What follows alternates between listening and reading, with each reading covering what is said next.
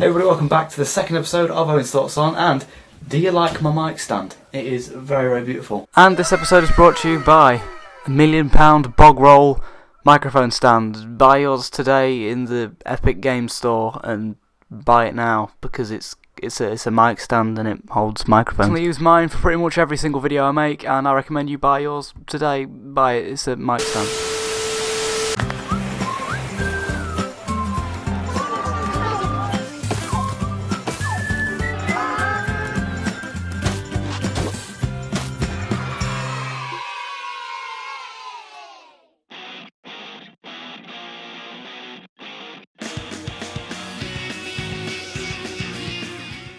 The development of Splatoon 1 is believed to have started in around early 2013. The game was created at Nintendo's HQ in-house. It's a first-party release, and the developers wanted to have an online-focused first-person shooter. And as the game was developed for the Wii U, the developers also wanted to have a functionality between both screens on the Wii U gamepad and on the TV screen.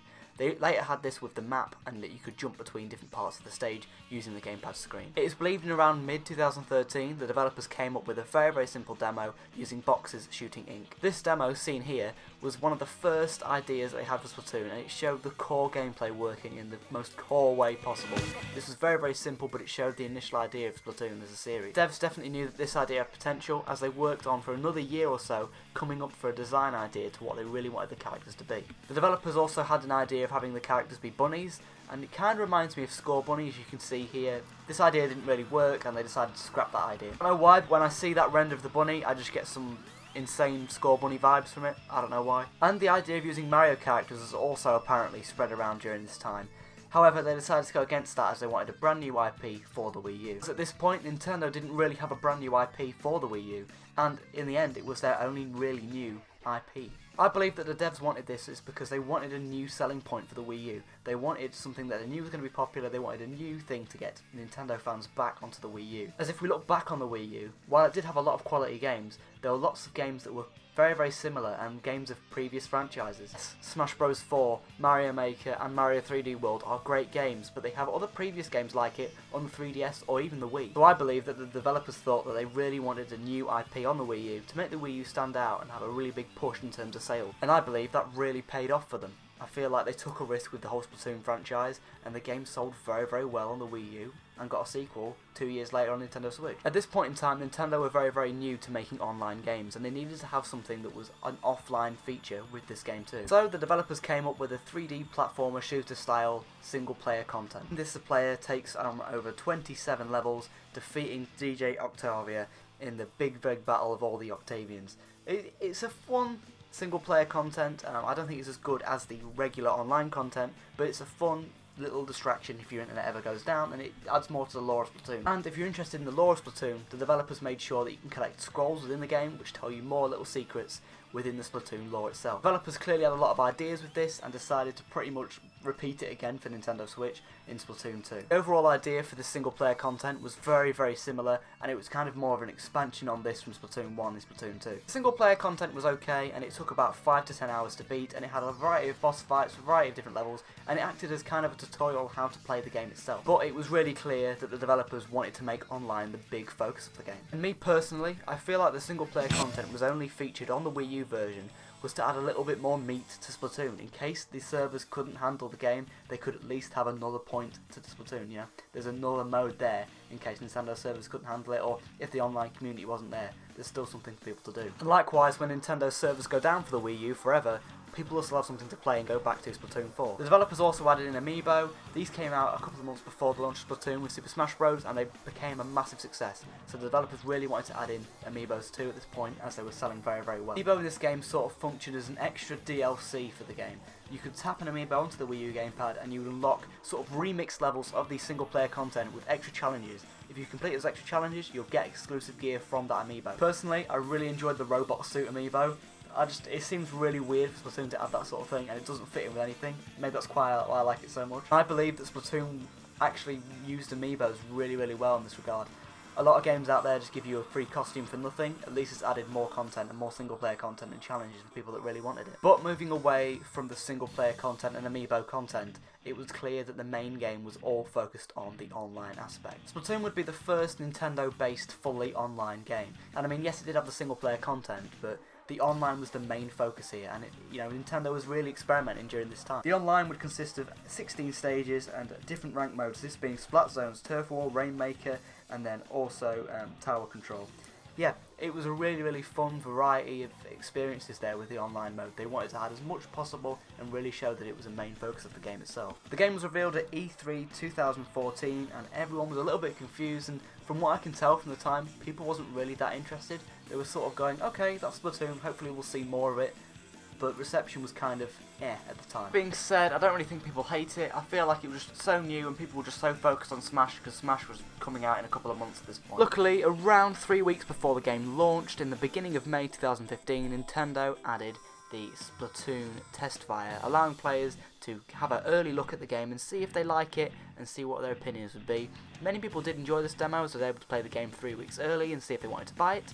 But a lot of people didn't like it because of the forced motion control. That sounds weird to say in 2020 because of everybody loving Splatoon's motion controls and using it pretty much all the time in game, but at that time it was brand new and people wasn't really used to having that motion controls and people didn't like it to begin with. Yes, I'll admit I was one of those people, and now looking back on it, I was wrong and I really like motion controls. I use it in Fortnite, Doom, anything on Switch as gyro motion controls I use, and it's my preferred way to play shooter games. I just really like motion control. Now, I don't think it is better than mouse and keyboard. That aiming is always going to be better in my opinion, but it is a very, very good additive to a controller to help you play better, I think. Now, here are some of the Splatoon maps featured in the game. I believe there was 16 after every update came out, and I think 5 was available at launch. Yeah, Splatoon 1 had a lot of content here, a lot of stages. However, a majority of these stages you see here, I think around half, were ported to Nintendo Switch. I say ported, they were kind of remade within Splatoon 2 and changed a little bit. So yeah, some of the maps here are brought back for Splatoon 2, so bear that in mind if you're going to get this game or get Splatoon 2. Stages were available at launch, which some players didn't think that was enough, and 11 came later. All support ended for Splatoon in around July of 2016, and around a year later would be the launch of Nintendo's new game for Nintendo Switch, Splatoon 2. So, Splatoon 1 roughly had a support from Nintendo from around May of launch of 2015 to around July of 2016. That was a decent time for Nintendo to support the game, but you could tell that they were working on other projects, and that was because they were working on Splatoon 2 for Nintendo Switch. The game would also introduce new ranked modes, this being Splat Zones, Turf War, Rainmaker and Tower Control, all being available by the end of the game. As for the single player content, it didn't really see any updates and no DLC was added in terms of single player. Apart from amiibo support, nothing was really added here. The 27 levels that were available at launch just stuck with the game, and likewise they would with any other game, for example Mario 3D World or whatever the case may be. Single player sort of stayed the same throughout. During this time, Nintendo also added new gear, new weapons, and really to support the game, had a little bit of a community for it, and people really started to enjoy the game and really spend a lot of time with it on their Wii U's. The level cap was always increasing, enticing players to playing for longer and playing more matches. I believe it was at 10 at one point, and then they capped it to 20, and then they finally capped it to 50. However, after the game got to level 50, they didn't increase any more level caps. However, in Splatoon 2, the game's sequel, they increased the level cap huge. It was massive. The new level cap is insane. They increased it to level 99 star. However, the ranking system in Splatoon 1 worked very, very different to Splatoon 2. In Splatoon 1, you got a rank for every different rank mode you played. This is different to Splatoon 2, however, there's a different rank for everything you play in Splatoon 2. Splatoon 1 isn't like that, and you get one rank for everything you play. Some fans like this, as if you were really good at one ranked mode, you could just keep playing that and getting to rank S star, the final rank you could get to. However, some could say the ranking system is completely unbalanced because you could be really good at one thing and terrible at another ranked mode, so I'm kind of glad that they added that in for different ones in Splatoon 2. The game would also feature private battle lobbies, a feature that's still used heavily in Splatoon 2 to this day. This is basically where people could all join together privately and battle it out, whatever they wanted to do. A lot of fans really took this and ran with it. They had squid parties, that sort of thing. They made their own games to just hide and seek or laser tag, whatever the case may be. And this again is still used in Splatoon 2 to this day, and I'm so glad that they brought that over. The Wii U gamepad would also allow little retro mini games such as Squid Jump to be played while you were waiting for lobbies. This is a thing that I really wish that Splatoon 2 added. I know they couldn't do it, but maybe they could add a screen on the lobby when you're waiting for matches to load or something. And speaking of matches to load, the Splatoon version has no problem loading in maps and loading in players. You would think that the community would be pretty much dead now, Splatoon 2 on Nintendo Switch, and the Wii U being pretty much a dead console, but yeah, to be completely honest with you, you can get into matches pretty quick. Ranked battles might be slightly harder, ranked battles take a little bit more time to get into, but even now, like getting into Turf War, you can get into it as fast or maybe even faster than Splatoon 2 actually. I don't know what's happening here, I don't know if this is genuinely people just still playing the game, which is great, or maybe Nintendo added bots to play against, but you know, all the names always seem different to me, and it seems like people are actually playing online. The community for this is surprisingly strong. I would say the only sort of mode that has really weakened and not as strong as it used to be would be the league battles. That is no way near as strong, and I've played this with Logan, I've tried to do it with friends and that, and you just cannot get into a league room, so yeah, you know, just bear that in mind. Like, the rank mode and Turf War is going to work fine, the main part of the game is going to work fine. Granted, we don't know when Nintendo's going to shut down the Wii U servers. That could happen at any point now, which is a really scary point for Splatoon now. You know, the community is still there. We can see it's still there. So there is demand for the Wii U servers to stay up, and I want the Wii U servers to stay up as long as possible. I mean, people can still buy things on the eShops, and Nintendo are making money. Might not be a lot of money because there isn't a lot of Wii U's, but you know, people are still making money. Well, Nintendo's still making money off this, and it would seem a real shame to shut down the servers, but eventually it's going to happen, and I'm scared for that day, because Splatoon is just going to be a single-player game. The single-player content is fine, I love it, but the real, good part of Splatoon is its online mode. It's going to be really, really sad when that goes. There was also the idea of buying your own weapons and gear, and that was really, really fun because you can see the currency that you get in-game, and you can spend that currency from winning battles to unlock more weapons. I really like this because I like grinding, I like unlocking things in games, and of course I liked grinding up the levels and the ranks within Splatoon, but one thing I really did enjoy was, getting all the weapons and getting all the gear and really customising my character. And it was really, really fun to do this and unlock more things, and it was all in-game currency, no microtransactions, and the only kind of paid DLC that the game ever received was the Octo expansion for Splatoon 2, but for Splatoon 1 there was no paid DLC at all, and I feel like people were really, really happy with its content. I certainly enjoyed unlocking all the weapons and unlocking all the gear and that, and I'm still unlocking gear to this day. I guarantee to you, I've put over 1,000 hours into this game on the Wii U. I loved it. This is pretty much all I did in the year 2016. I love Splatoon, but the thing is, I'm still unlocking things now. Look at all the money I've got, and I'm still grinding money. This game has been out for pushing 5 years this May, and I'm still unlocking stuff. I am amazed at how much content is in this game. I completely understand that maybe not all this content was here from launch, but that was the joy of Splatoon in my opinion. That is why I love Splatoon 2 so much, why I love this game so much. Because the year that these games come out, from the launch for another year or another 2 years, it really makes the world of Inkopolis feel alive, because their games are being constantly updated. I don't want to make a comparison here to Fortnite, but I'm going to. And I like that Fortnite has these regular content updates that really makes the world feel alive. Events happening within game. Yeah, Splatoon's events may not be as big as Fortnite, but the world is changing. More clothes are coming in, more maps are being added, things are being taken out, things are being changed. I really, really like that sort of idea in games, and I'm just glad that Splatoon as a franchise, I'm glad that they do that, and it's very un-Nintendo for Nintendo to do that. So yeah, I personally really like the updates.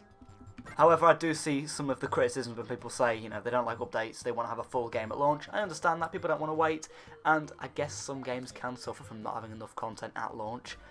I mean, Kirby Star Allies kind of had that, and now, look at Kirby Star Allies, it's full of content, so yeah, it is kind of, I don't understand where people are coming from with that, and Splatoon did fix that within a year, so, good job Splatoon development team.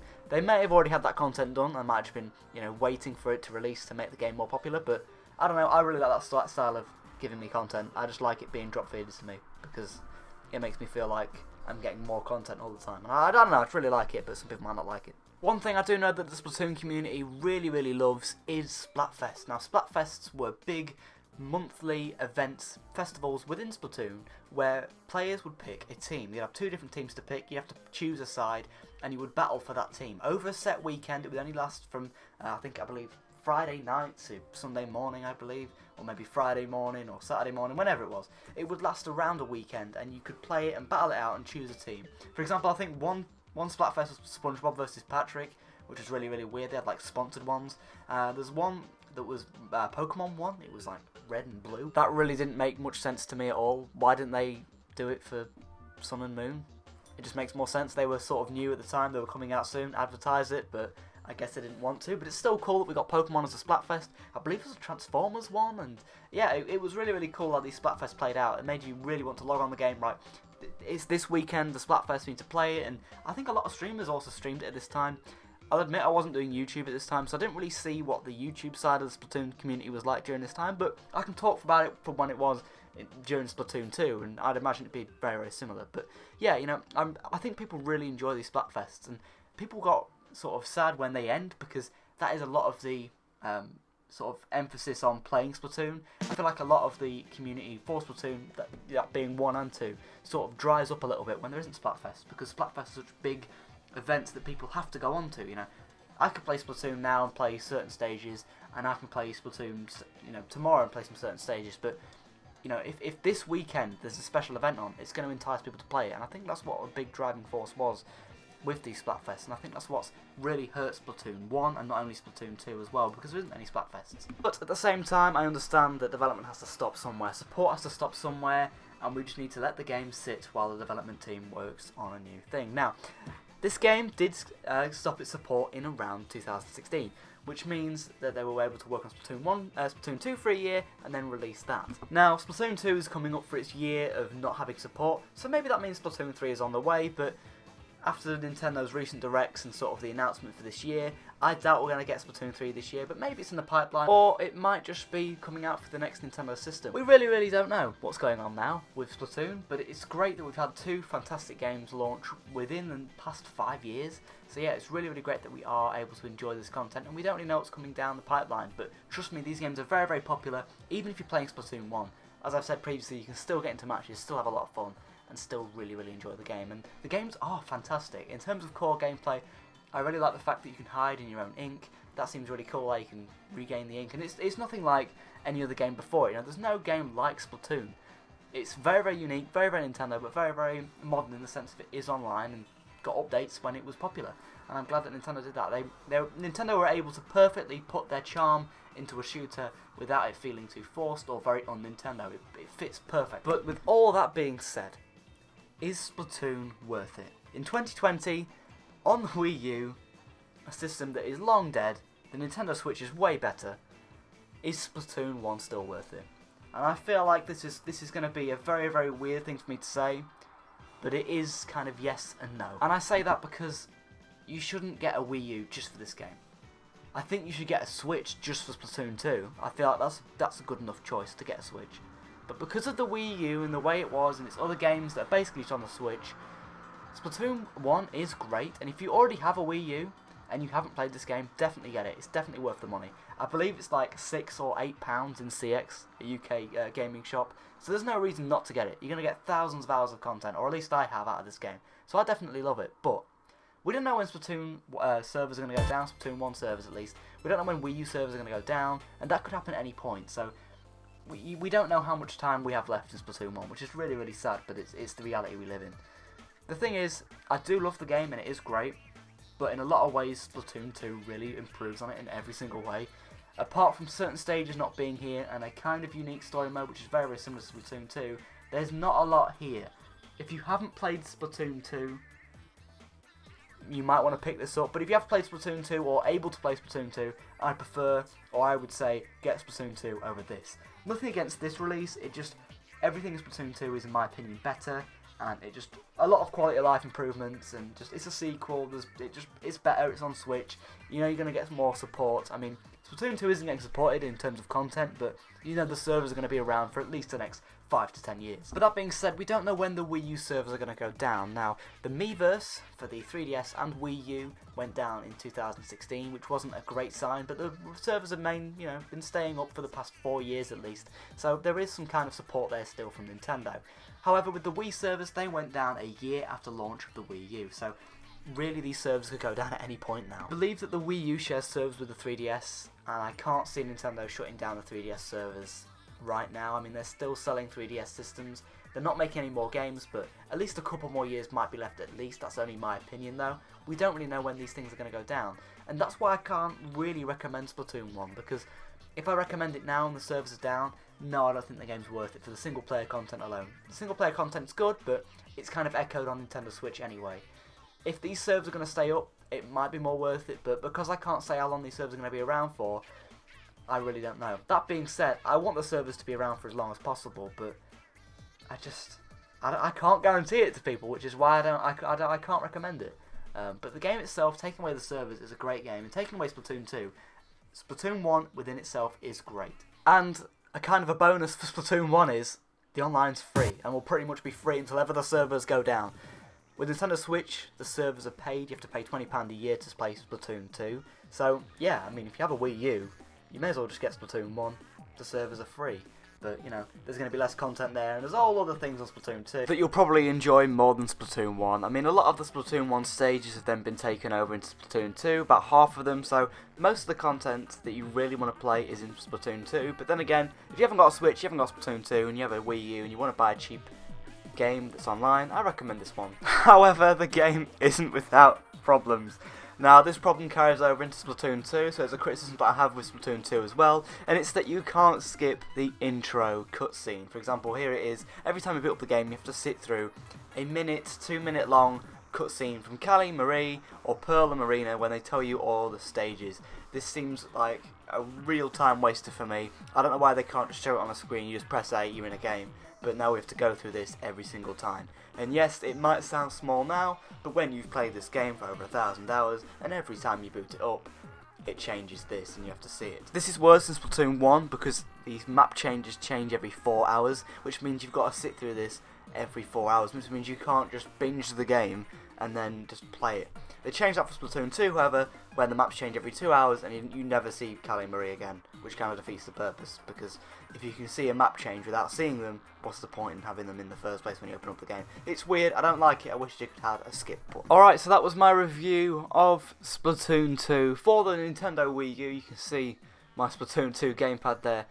Yeah, classic game in my opinion, I really do like it, but the thing that really pulls it down is the fact that Splatoon 2 is out. And it's hard for me to recommend it based on the fact that Splatoon 2 is just a better game, it's on a better system. But if you're looking at Splatoon just as Splatoon is on the Wii U, then yes, it is a great game within itself. But if you're looking at buying it and you don't have a Wii U, definitely don't get it. That's pretty much my main conclusion here. If you have a Wii U and you want a cheap game, get it. But if you have a Switch, just get Splatoon 2. You can pretty much skip out on Splatoon 1 and not miss that much. So yeah, that was my thoughts on Splatoon for the Wii U, and it is a very, very good game within itself. However, I feel like Splatoon 2 is just a better game in general, and I feel like if you have a Switch, you should just get that and kind of skip on this one. And if you have a microphone, I recommend the perfect product for you, the toilet paper microphone holder. The greatest thing the world has ever seen, yeah. To have more Owen's thoughts on episodes out within the next few weeks. I've been really enjoying making this style of content, so I hope you've been enjoying it. Yeah, make sure you subscribe, like, all that other good stuff, and I'll see you in another one. I think the next episode should be Super Mario Odyssey, so please make sure you look out for that when that comes out, and I'll see you then. Alright, take care, see you later.